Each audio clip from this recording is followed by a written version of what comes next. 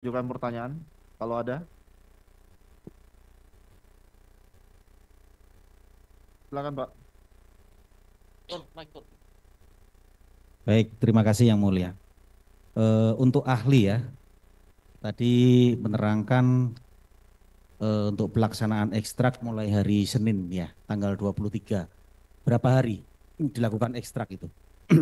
Kalau ekstraknya cepat Pak dan tidak menghasilkan apapun untuk logical extraction, maka kita ulangi lagi untuk file struktur extraction untuk mengekstrak data-data yang terhapus ya. Setelah kita lakukan cloning baru ekstraksi file structure tadi tersebut, terus kita buatkan program untuk memulung data-data yang terhapus tersebut, karena memang semua tadi saya katakan di dua database itu yang kita lakukan investigasi itu kosong, seperti database SMS, MMS dan Tolox-nya.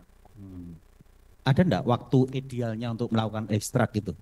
Mungkin berapa hari, Kalau tidak, minggu? kalau yang HP sudah yang kita inginkan atau yang baru disita itu Pak cepat sekali Pak, 5 detik 10 menit sampai itu gampang. Tetapi kan ini tantangannya adalah kita menambang data dari data yang sudah ditempatkan yang dianggap tidak berguna.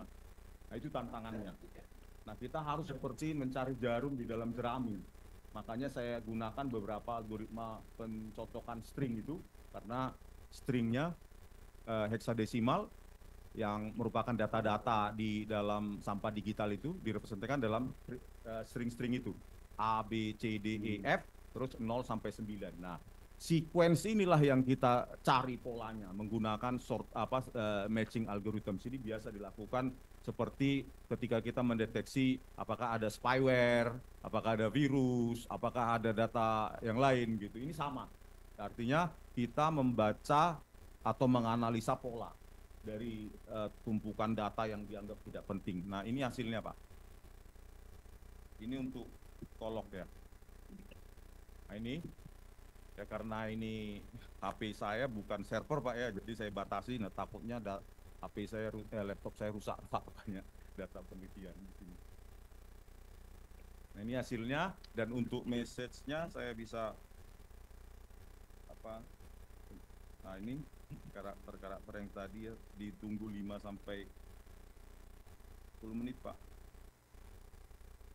Untuk metodenya ini Pak, kalau saya jelaskan secara apa, dia pencocokan saja, pencocokan string, karena memang yang di sampah digital itu adalah karakter-karakter tadi itu 0 sampai 9, A sampai F. Jadi kita lakukan penyaringan berdasarkan signature-nya, timestamp sebagai signature. Timestamp-nya kapan yang kita inginkan. Nah, misalnya 27 Agustus 2016. Nah, kita cocokkan itu, kita konversi ke heksadesimal, baru kita lakukan pencocokan untuk menambang data yang ada pada sampah digital itu, Pak. Baik, cukup Yang Mulia. Cukup.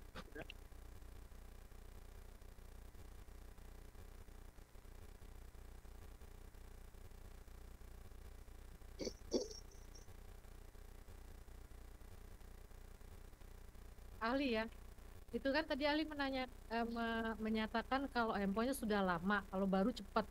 Yang mau saya tanyakan, apakah di sistem pencarian ini tuh hanya nomor, misalnya handphone baru nih disita, ada kejadian disita, atau bisa nggak, misalnya saya nyimpennya namanya bapak ini gitu, keluarnya bapak ini tapi tidak nomor aja gitu. Kalau sistem penyimpanan Android itu Bu, kalau nama beda tempatnya dengan nomor. Tapi nggak bisa dibuka. Misalnya ini kan handphonenya langsung disita nih sama polisi. Misalnya tersimpan nama Sudirman gitu. Keluar nggak atau cuma nomornya aja Tidak, kayak Bu. gini? Tidak. Nomornya Nomornya aja. saja yang disimpan, baik ke SIM card memori maupun ke internal memori. Tapi penyidik bisa tahu ya dengan disitanya semua handphone, Ya. ini nomornya ini gitu ya. Ya. Nggak harus nama yang keluar. Ya.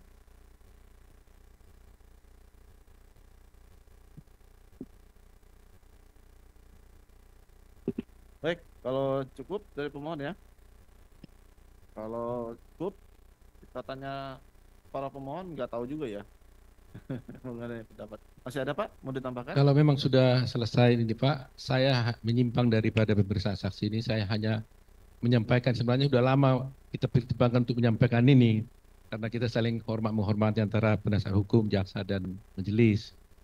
Untuk selanjutnya mungkin merasa perlu harus saya sampaikan bahwa berdasarkan hukum acara pidana, di persidangan itu baik penasihat hukum, hakim dan jaksa itu diwajibkan untuk bersidang dengan menggunakan atribut masing-masing.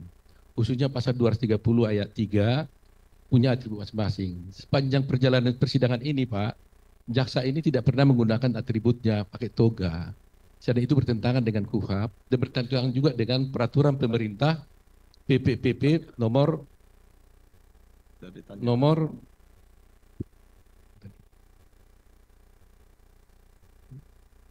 yang sudah diperbarui itu PP nomor 22 tahun 83 dan juga tahun 2015, di mana masing-masing itu kalau advokat pakai toga bla bla bla ada aturannya, majelis juga seperti itu. Jadi untuk supaya indah persidangan ini mungkin dalam waktu supaya Pak Jaksa juga menggunakan toga atribut supaya sesuai dengan undang-undang ini. Terima kasih. Baik. Pertanyaan Bapak itu sama dengan pertanyaan yang dilontarkan pada sidang PK Sakatata kemarin. Yang memakai toga itu adalah yang wajib itu hakim sama penasihat hukum. Kalau jaksa itu, kalau dia wajib memakai toga itu untuk acara pemeriksaan pidana. Kalau ini kan acaranya bukan hanya pidana murni, tetapi kan mengikutnya ada diambil perdataan juga. Jadi bisa dikatakan semi perdata. Namun keberatan Bapak akan kami catatkan di berita acara persidangan. Begitu tanggapan kami, Pak. Oke, cukup ya? Terima kasih, Yang Mulia. Ya, makasih Pak. Baik, cukup. Kalau cukup kita tanda tangan berita acara novum dulu atau sumpah. Untuk Pak Rismon dulu, silakan maju ke depan Pak untuk tanda tangan. Ada pulpennya? Kalau nggak ada, kami sediakan pulpennya. Ada ini Pak. Silakan Pak. Di kolom.